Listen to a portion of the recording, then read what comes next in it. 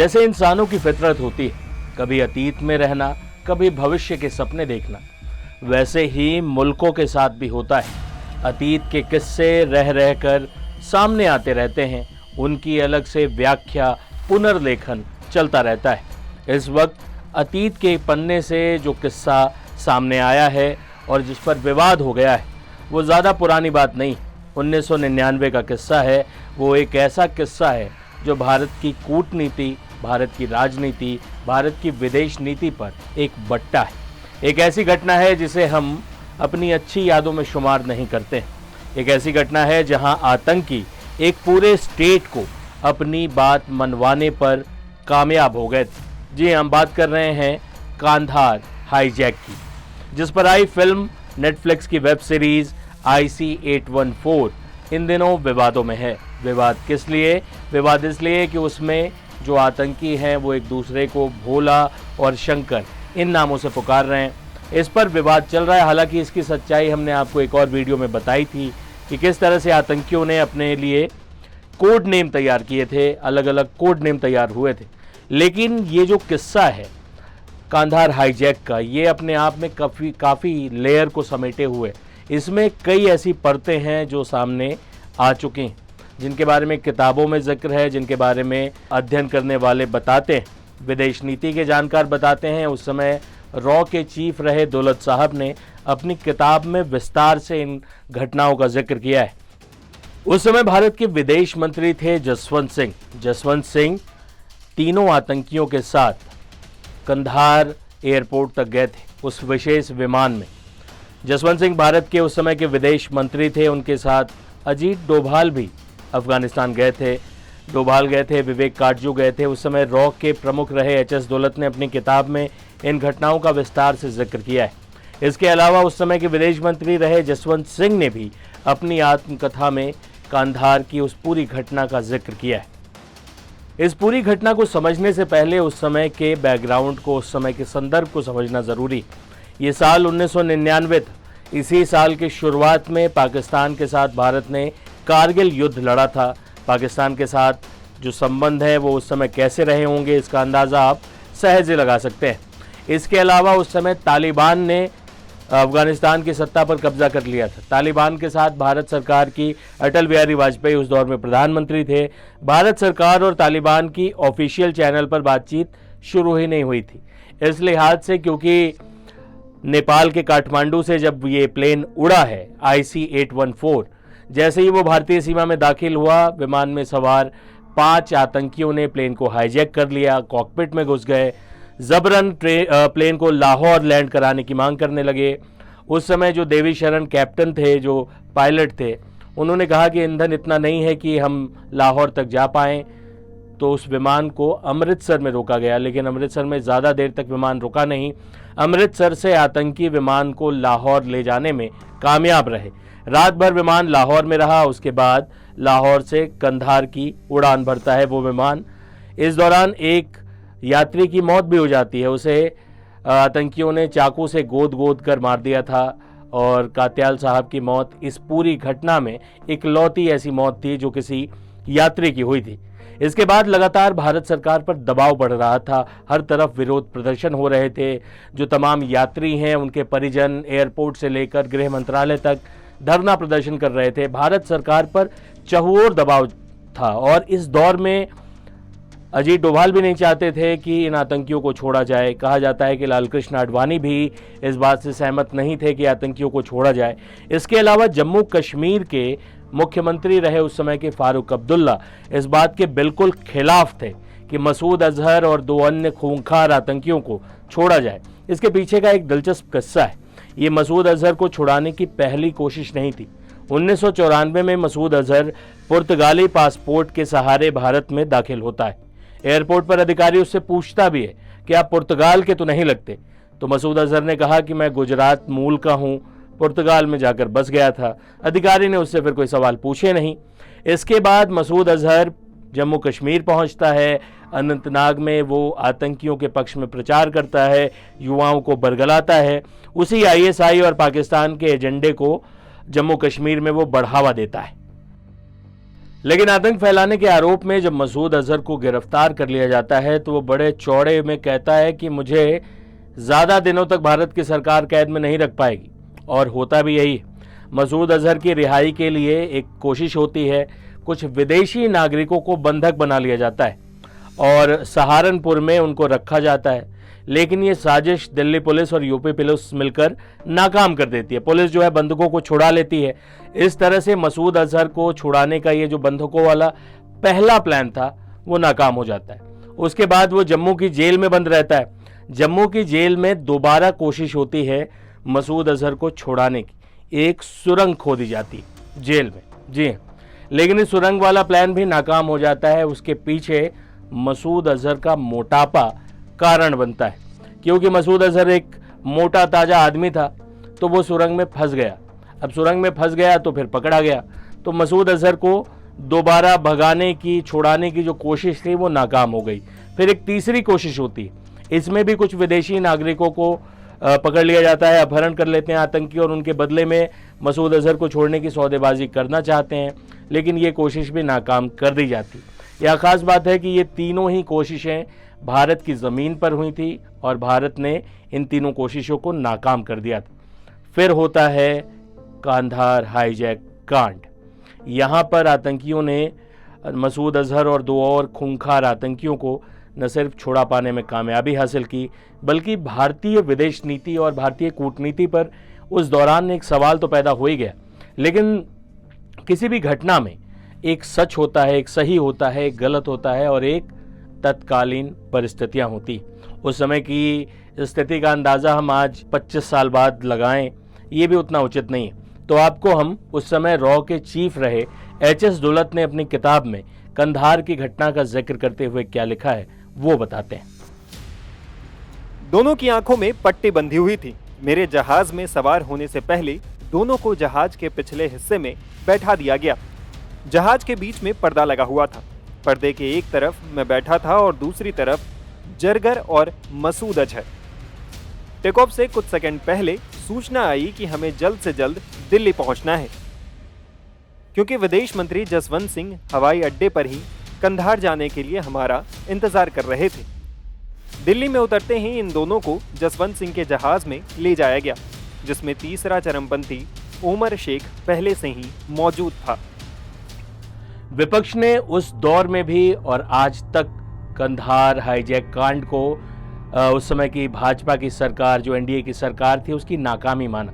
लेकिन सवाल ये था कि सरकार के पास रास्ते क्या थे, कितने थे, क्योंकि जब कंधार में प्लेन पहुंचा जिसमें जसवंत सिंह भी थे, उस समय की परिस्थितियां बहुत अजीब थी। उस समय जब ये प्लेन कंधार पहुंचता है, उसके बाद आतंकियों को पहले नीचे उतारा जाता है और ये सौदेबाजी शुरू हो जाती है। आईएसआई कंधार एयरपोर्ट पर तमाम आतंकियों के रिश्तेदारों को पाकिस्तान से लाकर एयरपोर्ट पर जमा कर देता है।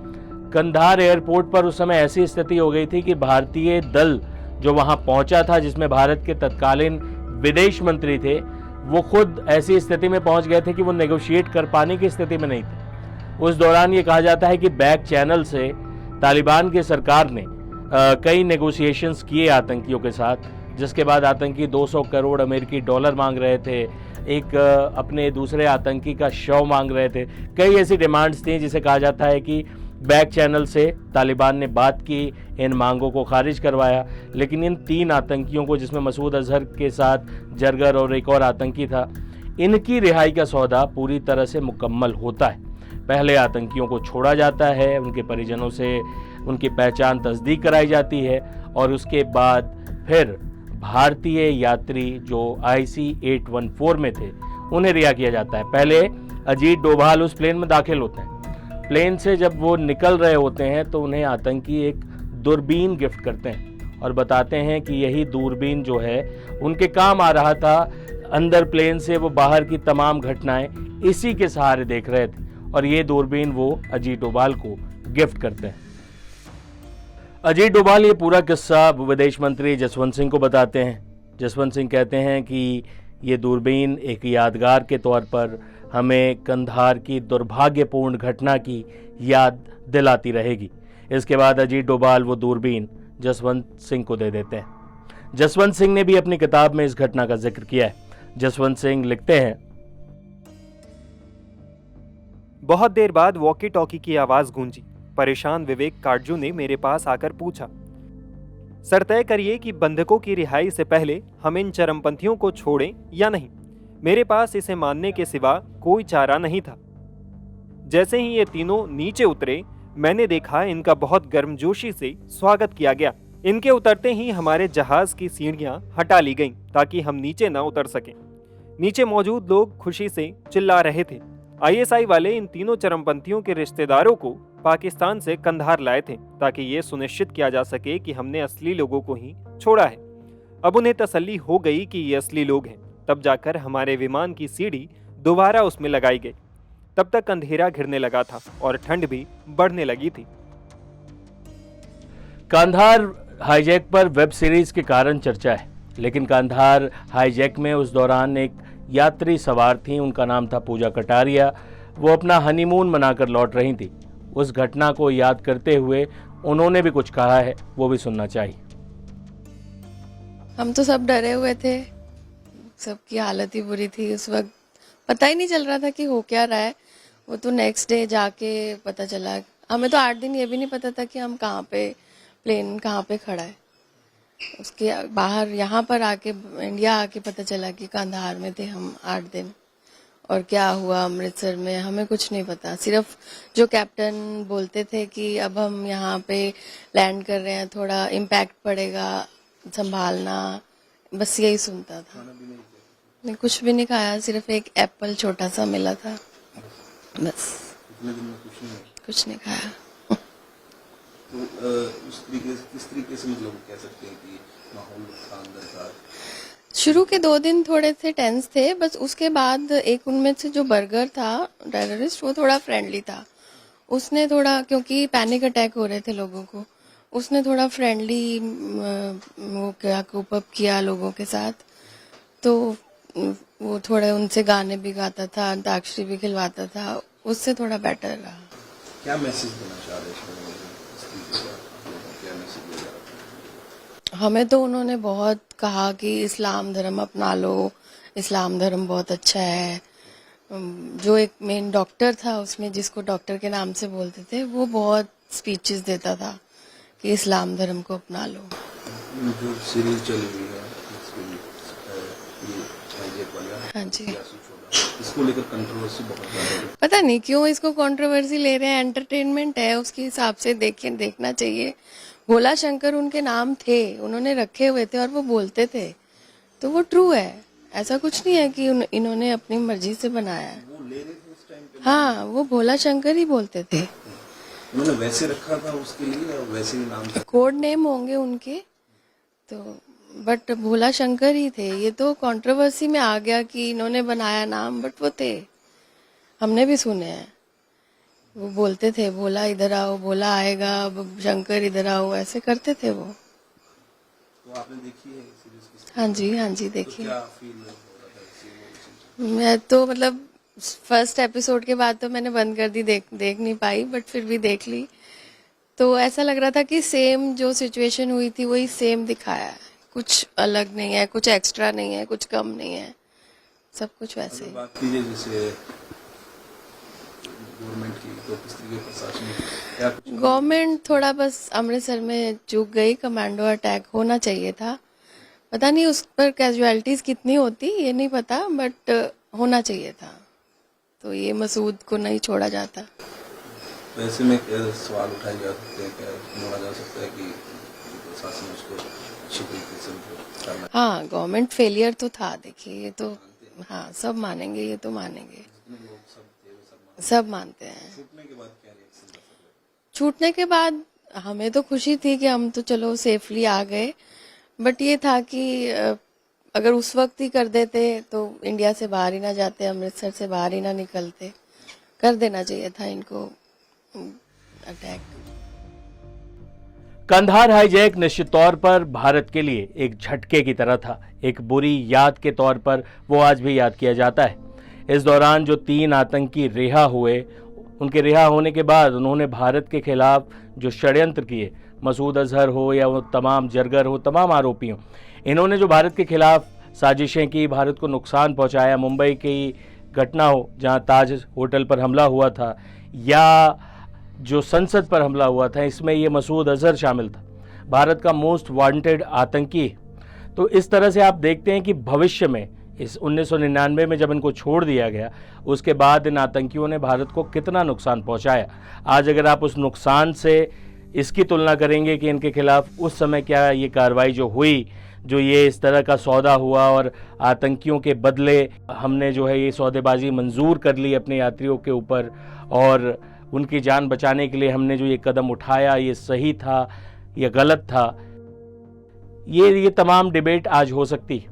लेकिन उस परिस्थिति में अपने आप को रख कर देखिए और ये सोचिए कि उस समय की सरकार अपने यात्रियों को तरजीह देती या आतंकियों को। अगर ये ऑपरेशन अफगानिस्तान की ज़मीन पर ना होता, अमृतसर में अगर उस प्लेन को रोक लिया गया होता, तब शायद स्थितियां अलग होती। लेकिन बाद में भविष्य में एक रनिंग कमेंट्री पास करना बहुत आसान होता है। उस समय की परिस्थितियां क्या थीं, उस समय के किरदारों ने अपनी किताबों में उस घटना को कैसे याद किया है, ये इस वीडियो में हमने आपको बताया है। अब फैसला आपको लेना है कि आपकी राय इस पूरे मसले पर क्या है। उस समय की तत्कालीन अटल बिहारी वाजपेयी सरकार ने जो फैसला लिया था वो सही था, या आपके हिसाब से कुछ और फैसला हो सकता था। आपकी जो भी राय है कमेंट बॉक्स में हमें लिखकर ज़रूर बताएं। इस वीडियो ने इस पूरी घटना पर आपकी समझदारी में अगर कुछ इजाफा किया है तो वो भी हमें लिखकर बताएं।